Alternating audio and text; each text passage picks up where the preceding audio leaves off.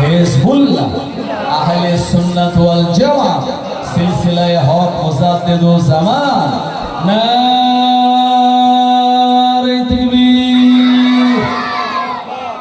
আমার ভাইজানেরা, আকাশের সুখ প্রতিদিন রওজাতে নামে, কারণ আপনারা জানেন সুনিতা উইলিয়ামস একজন মহাকাশচারী বৈজ্ঞানিক। আকাশে গিয়েছিল না, যায়নি? মহাকাশে গিয়েছিল না, 8 দিনের জন্য গিয়েছিল, 8 দিনের জন্য। আর মহাকাশের যান্ত্রিক গোলযোগের জন্য 10 মাস মহাকাশে আটকা পড়া ছিল। এরপরে ইলন মাস্ক, আমেরিকার একজন বিরাট বড় বৈজ্ঞানিক, ইলন মাস্কের পাঠানো তৈরি করা যানে করে সুনিতা উইলিয়ামস আর তার আরো 2 জন পুরুষ সঙ্গী, তারা কিন্তু এই পৃথিবীতে 2025 সালে ফেব্রুয়ারি মাসে নেমেছিল। মনে করুন, তাও এই পৃথিবীতে কোনো মাটিতে ল্যান্ড করেনি। তার এই যানটা সমুদ্রের পানির উপরে ল্যান্ড করেছিল, যাতে কল্পনা চাওলার মতো মহাকাশ থেকে ফেরার সময় ব্লাস্ট হয়ে এরা ধ্বংস না হয়ে যায়, মারা না যায়। সেজন্য পানির উপরে ল্যান্ড করানো হয়েছিল যাতে যানটা ঠিক থাকে। এই সুনিতা উইলিয়ামসকে এরপরে বার করা হলো, বলা হলো, ম্যাডাম আপনি একটু ওই ইনফরমেশন দিন, মহাকাশে গিয়ে কি কি আপনি দেখেছেন। সুনিতা উইলিয়ামস সব কথা তার পেপারে ওঠে না, মিডিয়ায় বলে না, কারণ বর্তমানে যারা মিডিয়ার পেপারওয়ালা তারা বেশিরভাগ কারণ না কারো দালালি করে। কথা ঠিক কিনা? বেশিরভাগ কেউ না কেউ বিক্রি হয়ে আছে। যখন মুসলমান ধরা পড়ে তখন বললো এক জঙ্গি ধরা পড়েছে, তারপরে 5 বছর পরে বললো না, এই লোকটার বিরুদ্ধে কোন রকমের কোন অভিযোগ এটা সত্য বলে প্রমাণিত করা যায়নি, নির্দোষ, তাকে খালাস করে দেওয়া হয়েছে। তখন আর এই যারা রিপোর্টার তারাই সংবাদটা দিতে তাদের মোটেও মন চায় না। আমার ভাইজানেরা, যদিও বা ঠেলায় পড়ে দেয়, একেবারে নকিশটাই কোনায় এমন ছোট করে দেবে ওটা যেন কেউ দেখতে না পায়। কথা ঠিক না? আমার ভাইজানেরা, জওয়ানেরা, যুবকেরা, যে যুগে মিডিয়া সন্ত্রাস চলছে, যে যুগে ইসলাম নিয়ে নানান রকম কলঙ্কিত কথার ছড়াছড়ি, যেখানে নাটক আর সিনেমায় ভিলেন বানানো হয় পাগড়ি পরা, টুপি পরা, দাড়িওয়ালা কোনো ব্যক্তিকে, যেখানে মুসলমানদেরকে সন্ত্রাসবাদী বলে দেখানো হয়, অথচ মুসলমানেরা এই ভারতবর্ষ থেকে ব্রিটিশদের তাড়ানোর জন্য সব থেকে বেশি জীবন দিয়েছে মুসলমানেরা। ও জামানায় যারা ব্রিটিশদের দালালি করেছিল, আজকে তারা সব থেকে দেশভক্ত বলে নিজেদের প্রমাণ করতে চায়। অথচ দিল্লির ইন্ডিয়া গেটে আপনি চলে যান, সেখানে 92,000 স্বাধীনতা সংগ্রামীর নাম লেখা আছে, তার ভিতরে 64,000 মুসলমান স্বাধীনতা সংগ্রামীর নাম আছে। জোরে বলুন সুবহানাল্লাহ। একদিকে ছিলেন যেমন বিনয় বাদল দীনেশ, আর একদিকে ছিলেন মীর নিসার আলী, আর একদিকে ছিলেন আপনার খান আব্দুল গফফার খান। আমার ভাইজানেরা, যেমন ছিলেন আপনার নেতাজি সুভাষচন্দ্র বসু, অপরদিকে ছিলেন কর্নেল নিজামউদ্দিন। আমার ভাইজানেরা, মুসলমানেরা প্রথম লাইনে থেকে তারা কাফন মাথায় বেঁধে ব্রিটিশদের বিরুদ্ধে যে গণ আন্দোলন তুলেছিল, ব্রিটিশেরা 200 বছর রাজত্ব করে এই আন্দোলন তারা সহ্য করতে না পেরে এই ভারতবর্ষ ছেড়ে দিয়ে তারা পালিয়ে গিয়েছিল। কথা ঠিক কিনা? ইতিহাস আজকে খুললে পরে আপনি মুসলিমদের এই স্বাধীনতা সংগ্রামীদের নাম দেখতে পাবেন না। ইচ্ছাকৃতভাবে, পরিকল্পিতভাবে মুসলিম স্বাধীনতা সংগ্রামীদের নামগুলি কেটে বাদ দেওয়া হয়েছে, যাতে নেক্সট জেনারেশনেরা জানতে না পারে, বুঝতে না পারে মুসলমানেরাও স্বাধীনতা সংগ্রামীতে তাদের অবদান ছিল। সারে জাহাঁ সে আচ্ছা হিন্দুস্তান হামারা, হাম বুলবুলে হে ইসকি, এ গুলিস্তা হ্যায় হামারা। এ তো আল্লামা ইকবাল রহমাতুল্লাহ আলাইহি লিখেছিলেন। আমার ভাইজানেরা, ইনকালাব জিন্দাবাদ এটা মুসলমান স্লোগান দিয়েছিল। আমার ভাইজানেরা, শুধু তাই নয়, মুসলমানদের তৈরি করা স্থাপত্য, যেগুলি থেকে এই ভারতবর্ষের সরকারের কোটি কোটি টাকা লাভ হয়, তাজমহল বলুন, দেওয়ানি আম বলুন, দেওয়ানে খাস বলুন, আমার ভাইজানেরা, লাল কেল্লা বলুন, কুতুব মিনার বলুন, আপনার বড় বড় যত স্থাপত্য সব মুসলমানেরা রেখে গিয়েছে করে। আর সেখান থেকে আপনার কোটি কোটি টাকা এই ভারতবর্ষের সরকার তারা পায়। আমার ভাইজানেরা, জওয়ানেরা, যুবকেরা, আজকে আমাদের জানতে হবে, আমাদের এই জেনারেশনকে বোঝাতে হবে যে মুসলিমরা স্বাধীনতা সংগ্রামীতে কি অবদান রেখেছিল। ব্রিটিশদের দেওয়া প্রথম ফাঁসির দড়ি যিনি গলায় পরে নিয়েছিলেন ওনার নাম ছিল গোলাম হাফেজ মাসুম। এই যে নারকেল বেড়িয়ায় বাঁশের কেল্লা তৈরি করে ব্রিটিশদের বিরুদ্ধে গণ আন্দোলন গড়ে তুলেছিলেন যিনি, ওনার নাম হলো লাকাব, তানার উপনাম তিতুমির, প্রকৃত নাম হলো মীর নিসার আলী। কথা ঠিক কিনা? আমার ভাইজানেরা, জওয়ানেরা, যুবকেরা, তো যে কথা বলতেছিলাম, সুনিতা উইলিয়ামসকে জিজ্ঞেস করা হলো আপনি আসমান থেকে ফিরলেন, মহাকাশ থেকে ফিরলেন, তো কিছু ইনফরমেশন দিন। উনি বললেন আমি সদা সর্বদা গুনগুন আওয়াজ পেয়েছি, কারা যেন একজনের গুণকীর্তন করছেন। এই সময় তানাকে বলা হলো আসলে যে আওয়াজ আপনি পেয়েছেন এটি হলো আল্লাহর ফেরেশতাদের জিকিরের আওয়াজ। যদি বলবেন না সুবহানাল্লাহ। সুনিতা উইলিয়ামস বললেন আমি মহাকাশ থেকে আমার টেলিস্কোপ যন্ত্র দিয়ে দেখেছি দুই জায়গার উপরে অবিরত ধারায় যেন কি বর্ষিত হচ্ছে, আলো নিশানা দেখতে পেয়েছি। একটি জায়গায় কালো ঘর আছে আর একটা জায়গায় সবুজ গম্বুজ আছে। তাকে বলা হলো কালো ঘর যেটা মানুষেরা মাঝখানে রেখে প্রদক্ষিণ করে, এটি আল্লাহ পাকের কাবা বাইতুল্লাহ। যেখানে সবুজ গম্বুজ আছে ওই জায়গায় আমাদের প্রিয় নবী সাল্লাল্লাহু আলাইহি ওয়াসাল্লাম শায়িত, সেখানে অটোমেটিক আল্লাহ রহমত বর্ষিত হচ্ছে। জোরে বলুন সুবহানাল্লাহ। আরবের পথ বলে তুমি নবী মুক্তির, বয়ে দিলে ধরণীতে বায়ুতাপ স্বস্তির। মদিনার বাতাসেরা এসে বলে বাংলায় আকাশের সুখ নামে প্রতিদিন রওজায় ভরে গেল সাকিনাতে মদিনার প্রান্তর, ভরে গেল সাকিনাতে মদিনার প্রান্তর। চাঁদ বলে আমি নয় তুমি নবী সুন্দর, ফুল বলে সুবাসিত নবীজির অন্তর। লা ইলাহা ইল্লাল্লাহ, লা ইলাহা লা ইলাহা ইল্লাল্লাহ মুহাম্মাদুর রাসূলুল্লাহ সাল্লাল্লাহু আলাইহি ওয়াসাল্লাম। আমার ভাইয়েরা চলুন আমি আপনাদেরকে শোনাচ্ছিলাম নবীর আদর্শ। নবী দিবস খালি দিয়ে ওয়াজ নসিহত শুনে তাবারক খেয়ে বাড়ি যাবো এমনটা নয়, বরঞ্চ যে আদর্শ নবীজি আমাদের জন্য রেখে গিয়েছেন ওটা যদি আমাদের বাস্তব জীবনে অ্যাপ্লাই করি তবেই আমরা ফায়দা পাবো, তবেই আমরা উপকার পাবো। নবীজি 3 নম্বর আদর্শের কথা শুনুন। এখন নবীজি সাল্লাল্লাহু আলাইহি ওয়াসাল্লাম মদিনাতে এক ইহুদির বাড়িতে গিয়েছেন। ইহুদির বাড়িতে গিয়েছেন এই কারণেই, কারণ নবীজির ঘরে প্রচন্ড অভাব। নবীজি সাহাবীও গিয়েছেন। ইহুদি বলল মুহাম্মদ আমি তোমায় এবং তোমার সাহাবীকে কিছু টাকা দিতে পারি, কিছু দিরহাম দিতে পারি, শর্ত হলো আমার কুয়া থেকে পানি তুলে দিতে হবে বালতি রশি দিয়ে। আসলে নবীজি কুয়া থেকে বালতি রশি দিয়ে পানি তুলবেন আর যে নালাতে দেবেন নালাটা সোজা খেজুর বাগানে যাবে, ওটা ইহুদির খেজুর বাগান। এই বালতি রশি দিয়ে খানিকটা পানি তুলে দিয়ে তার বিনিময়ে কিছু পারিশ্রমিক দেবে। আল্লাহ নবী সাহাবী তিনি খানিকটা পানি তুললেন। ও আমার ভাইয়েরা, প্রিয় নবী দিন দুনিয়ার বাদশাহ নবীজি সাল্লাল্লাহু আলাইহি ওয়াসাল্লামের ভিতরে আমার আল্লাহ পাক 40 জন পুরুষের শক্তি দান করে দিয়েছিলেন। যারা বলেন সুবহানাল্লাহ। ও আমার ভাইয়েরা, 40 জন যুবক এক জায়গায় দাঁড়ালে একসঙ্গে হাত লাগিয়ে নিয়ে যে শক্তি তারা পায় ওই রকম ক্ষমতা আল্লাহ পাক আমাদের প্রিয় নবীকে দান করেছিলেন। নবী আমার সাহাবীকে বললেন বাবা সাহাবী ওই বালতি রশিটা আমার কাছে দাও, আমি ইহুদির এই কুয়া থেকে আমি পানিটা তুলে দেব। নবী আমার বালতি রশি নিয়ে পানি তোলা শুরু করলেন।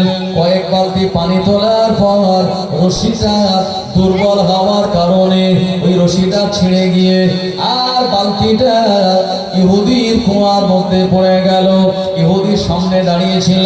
বালতি যখন পড়ে গেল ইহুদির মেজাজ গরম। ইহুদি রেগে গিয়ে আল্লাহর হাবিবের নূরানি চেহারা মোবারকে এক চড় মেরে দিয়েছে। ইহুদিদের এদের দয়া মায়া ভালোবাসা বিরাট কম। যদি কম না হতো এই যে ফিলিস্তিনের উপরে তারা যে অত্যাচার চালাচ্ছে কারা চালাচ্ছে? এরা এই জাতি চালাচ্ছে। এত অত্যাচার চালানোর পরেও তাদের অন্তরে কোনো দয়া মায়া লাগে না। ইহুদি আমার ভাইজানের নবীজিকে এক চর মেরে দিয়েছে। প্রিয় নবী তানার শরীরে কতজন যুবকের শক্তি ছেড়ে বলুন। নবীজি যদি ঘুরিয়ে আর একটা চর মারতেন, 3টে পাল্টি খেয়ে কোথায় চলে যেত খবর ছিল না। প্রিয় নবী আমার চর না মেরে ইহুদিকে বললেন, ইহুদি তুমি আমায় চর মারলে। আল্লাহ নবী বলেন, ইহুদি তোমার হাতে লাগেনি তো। ইহুদি বলে, সর্বনাশ, কারে চর মারলে? আমি ভাবলাম আমার চর খেয়ে তার হয়তো শিক্ষা হবে বা রেগে যাবে বা আমার সঙ্গে ঝগড়া করবে, তা না করে নবীজি বলছেন, ইহুদি তুমি আমায় চর মারলে, তোমার হাতে লাগেনি তো। তোমার হাতে লাগেনি তো বাবা। আবার বেইমানেরা ইহুদি আরো বেশি রাগান্বিত হয়ে গেল, কিছু আর বলল না, ওখান থেকে চলে গেল। নবী আমার ইহুদির প্রতি রাগান্বিত হলেন না। আল্লাহ নবী বলেন, ইহুদি এ বালতিটা আমি তুলে দেব, চিন্তা নাই।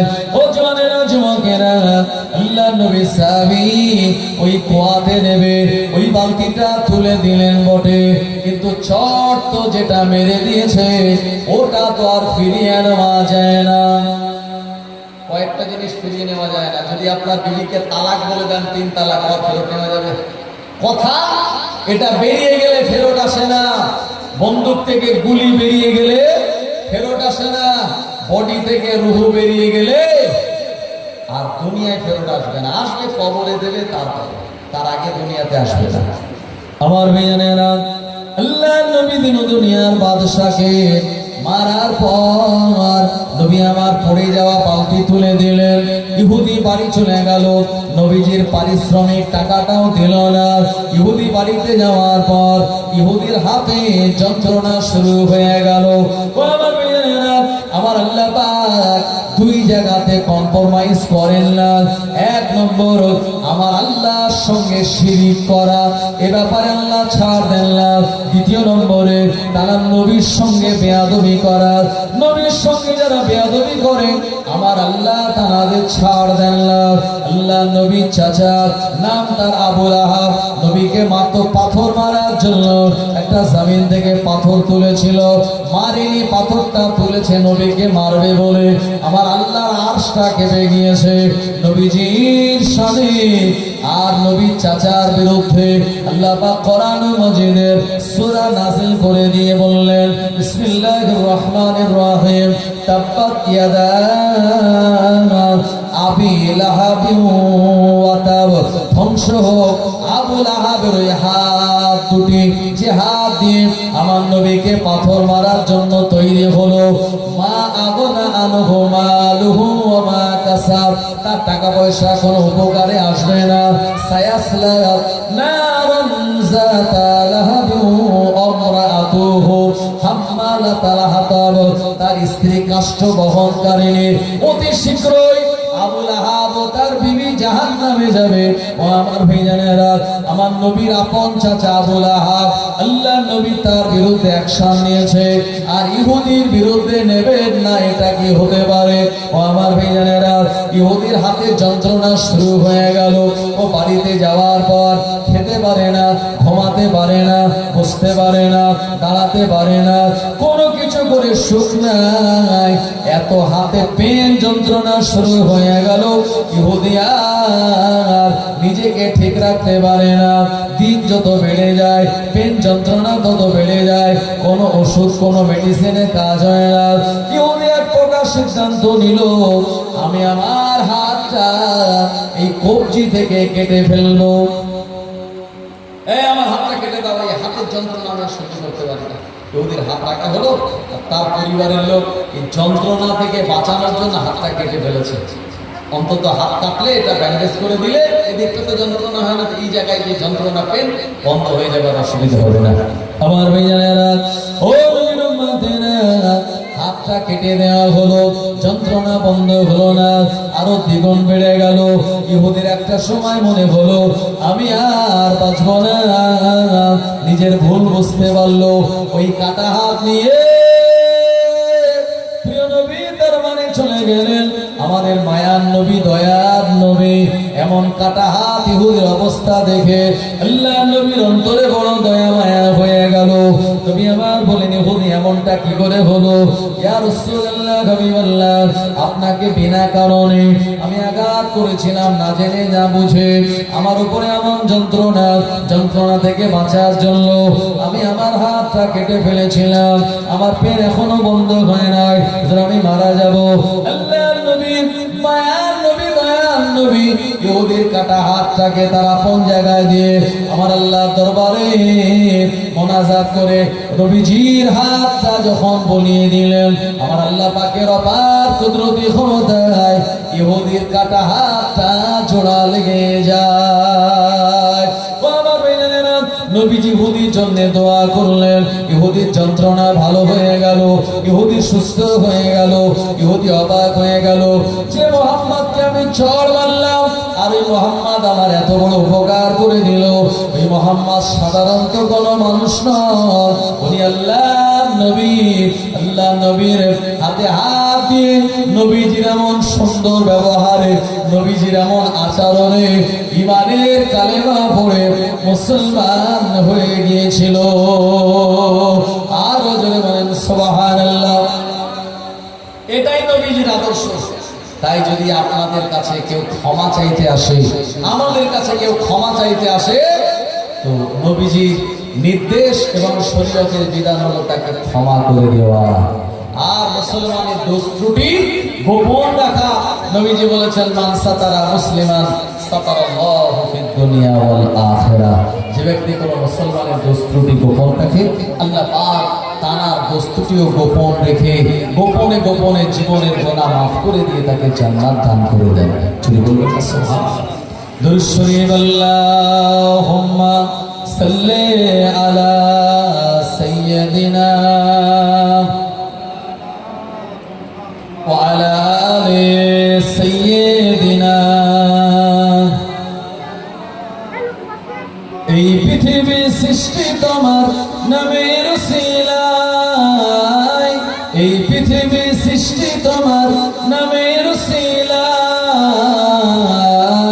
ও আমিনার নয়ন মনি সালাম তোমায়, ও মদিনার কামলিওয়ালা সালাম তোমায়। আকাশ জমিন পাহাড় চন্দ্র তারা সবই তোমারই নামের ওসিলা। তোমার নামে পড়লে দরুদ হৃদয় যে জোড়ায়, তোমার নামে পড়লে দরুদ হৃদয় যে জোড়ায়। ও আমিনার নয়ন মনি সালাম তোমায়, ও মদিনার কামলিওয়ালা সালাম তোমায়। কি নূর পাঠাইলেন খোদা এ ধরায়, যাহার রোশনীতে আধার লুকায়। তোমার সিলায় শান্তি নামে অশান্ত এ ধারায়, তোমার সিলায় শান্তি নামে অশান্ত এ ধারায়। ও আমিনার নয়ন মনি সালাম তোমায়, ও মদিনার কামলিওয়ালা সালাম তোমায়। ইয়া নবী সালাম আলাইকা, ইয়া রাসূল সালাম আলাইকা, ইয়া হাবিব সালামুন আলাইকা, সালাওয়াতুল্লাহ আলাইকা। সবাই ভিতরে চলে আসুন, এক্ষুনি হুজুর আসবে ফুরফুরা শরীফ থেকে আওলাদে মুসাদ্দিদুল জামান সম্মানীয় পীরজাদা ভাইজান হুজুর, তিনি চলে আসবেন, এখনই আসবেন। একটু ভিতরে চলে আসুন, খালি জায়গাগুলো পূরণ করে দেন। তোমারি ওসিলা দিয়া কাঁদিলেন আদম ও হাওয়া, হইল মাবুদের দয়া কবুল করিলেন দুআ। ইয়া নবী সালামুন আলাইকা, ইয়া রাসূল সালামুন আলাইকা, ইয়া হাবিব সালামুন আলাইকা, সালাওয়াতুল্লাহ আলাইকা। নবী না হয়ে দুনিয়ায়, না হয়ে ফারিস্তা খোদার হয়েছি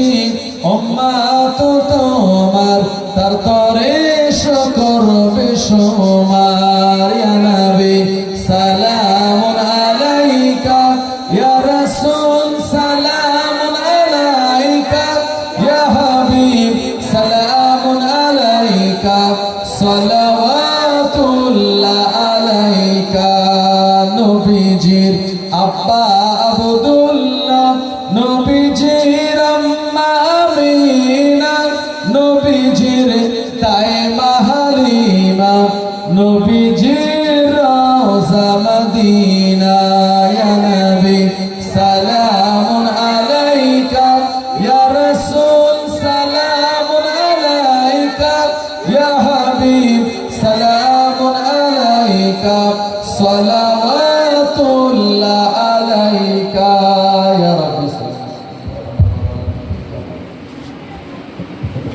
خلق الأولى بكماله كشف الدجى بجماله حسنت جميع خصاله صلوا عليه وآله تكبير نعرہ تکبیر نعرہ تکبیر জনাব পীরজাদা হযরত মাওলানা আসিম বিল্লাহ সিদ্দিকী ভাইজান হুজুর কিবলা সিলসিলায়ে হক মুজাদ্দিদুল জামানের হক সিলসিলা নারে তাকবীর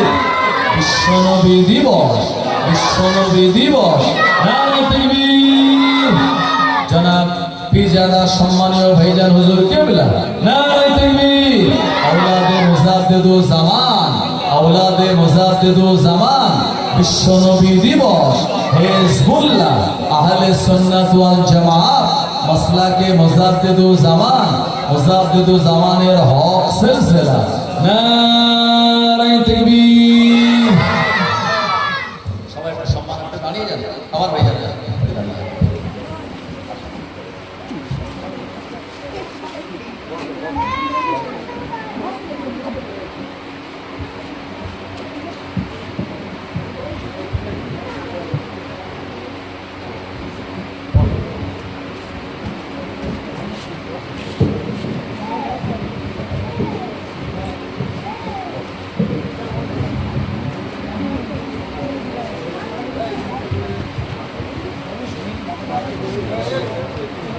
Hey, I don't know.